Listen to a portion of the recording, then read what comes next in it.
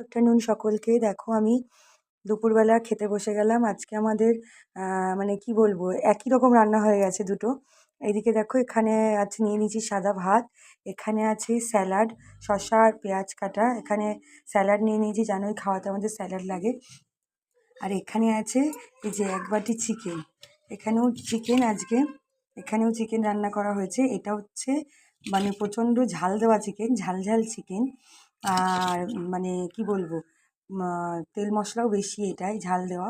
আর এটাই হচ্ছে মেয়ের জন্য করা হয়েছে, এটা হচ্ছে ঝাল ছাড়া, এটা ঝাল ছাড়া চিকেন, 2 মেয়ে খাবে।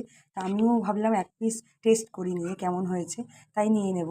তা প্রথমে আমি এই ঝাল দেওয়া তেল মশলা চিকেনটাই প্রথমে খাচ্ছি। প্রথমে নিয়ে নিলাম একটা বড় আলু নেব, তোমরা জানো আমি আলু খেতে প্রচণ্ড পরিমাণে ভালোবাসি। এই যে নিয়ে নিয়েছি, এবার আমি খাওয়া শুরু করি তাহলে।